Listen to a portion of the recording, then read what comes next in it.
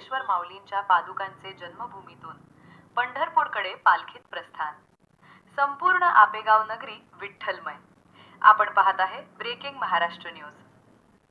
आषाढी वारीच्या पार्श्वभूमीवर संत श्रेष्ठ श्री ज्ञानेश्वर माऊलींच्या पावन जन्मभूमीत भक्तीचा अभूतपूर्व पूर आला आहे। संत शिरोमणी ज्ञानेश्वर महाराज आणि त्यांच्या मातापित्यांच्या पवित्र पादुकांचे त्यांची जन्मभूमी श्री क्षेत्र आपेगाव येथून आषाढी वारीसाठी पंढरपूरकडे अत्यंत उत्साहात आणि भक्तिमय वातावरणात पालखीत प्रस्थान झाले आहे। या पालखी सोहळ्याचे मुख्य वैभव असलेल्या माऊलींच्या मानाच्या अश्वाचे आपेगाव नगरीत अत्यंत उत्साहात, थाटामाटात आणि भावपूर्ण वातावरणात आगमन झाले। टाळ मृदंगाच्या गजर आणि भगव्या पताक्यांच्या साक्षीने या मानाच्या अश्वाला मंदिरासमोरील मुख्य मंडपात आणण्यात आले। यावेळी अश्वाच्या चरणाची धूळ कपाळाला लावण्यासाठी भाविकांनी एकच गर्दी केली होती। अश्वाच्या आगमनानंतर पालखी प्रस्थानाची जय्यत तयारी करण्यात आली। सोमवारी सायंकाळी श्री क्षेत्र आपेगाव येथील मुख्य मंदिरात संत ज्ञानेश्वर महाराज व त्यांच्या मातापित्यांच्या पादुकांचे विधिवत पूजन करण्यात आले।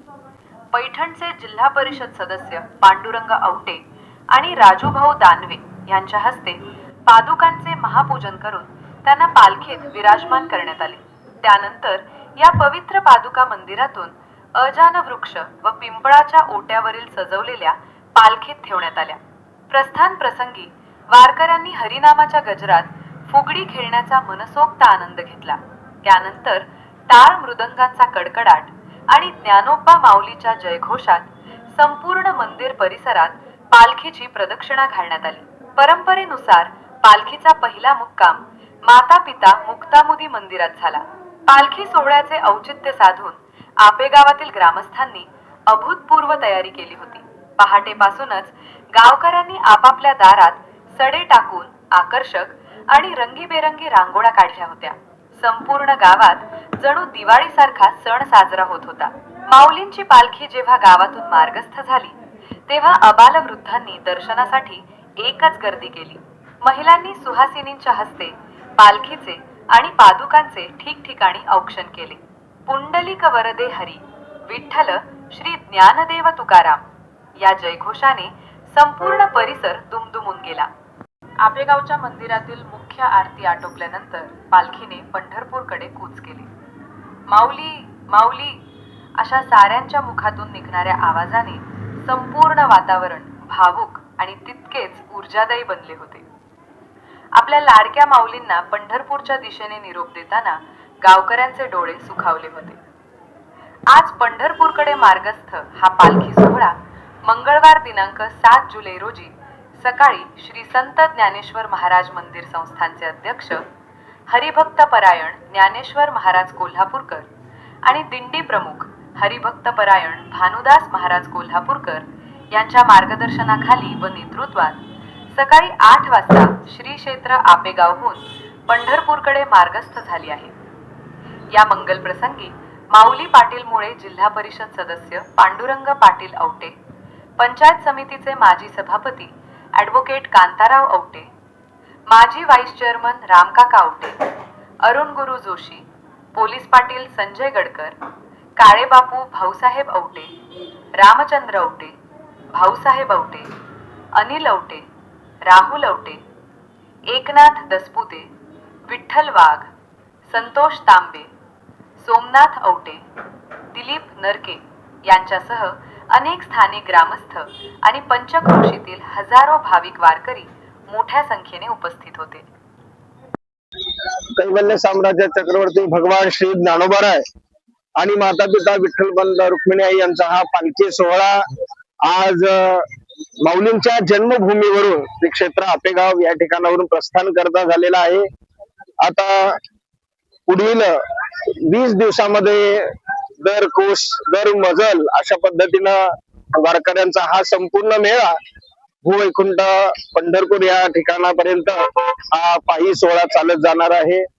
या वारकरी संप्रदायाचा हा सर्वात मोठा असा आनंदाचा सोहळा, आनंदाचा क्षण आहे।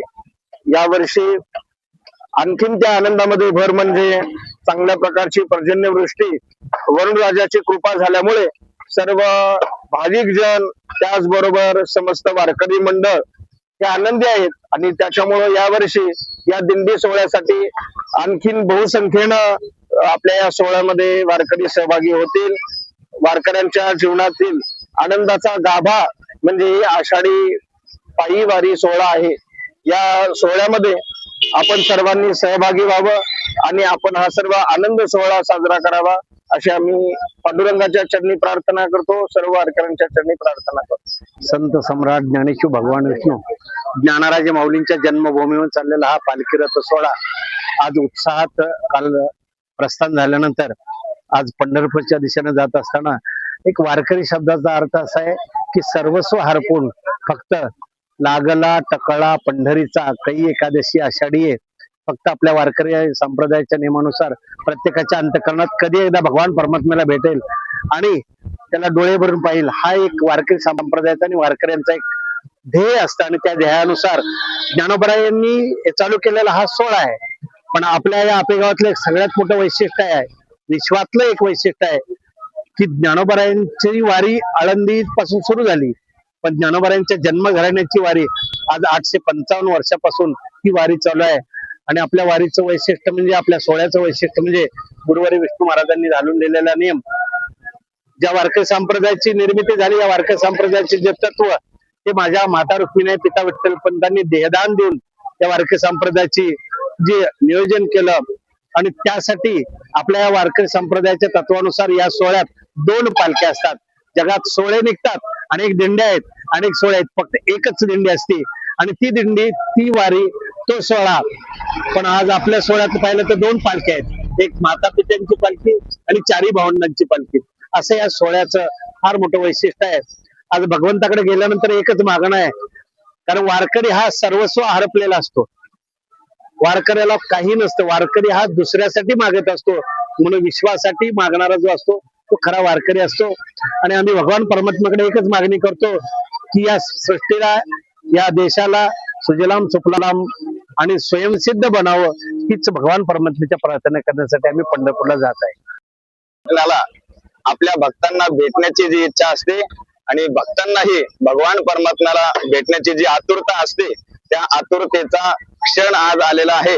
आणि या क्षणी भगवान परमात्म्याच्या भेटीकरिता सगळे आम्ही भजनाचा आनंद घेत त्या ठिकाणी उत्साहामध्ये भगवान परमात्म्याच्या भेटीकरिता जात आहोत. आमच्या या आज उत्सवामध्ये वरुण राजा देखील सहभागी झालेले आहेत. पर्जन्यवृष्टी सकाळी झालेली आहे आणि त्याच्याने आमचा आनंद हा आणखीन वाढत जाऊन खूप असा उत्साह या ठिकाणी आम्हाला आज पाहायला मिळतो आहे. सर्वच वारकऱ्यांच्या मध्ये एक वेगळा उत्साह आहे आणि समस्त पंचक्रोशीतील भाविक देखील या सोहळ्यामध्ये उपस्थित झालेले आहेत. अशा पद्धतीने आनंद घेत घेत आम्ही भगवान परमात्म्याच्या भेटीकरिता जात आहोत. रामकृष्ण.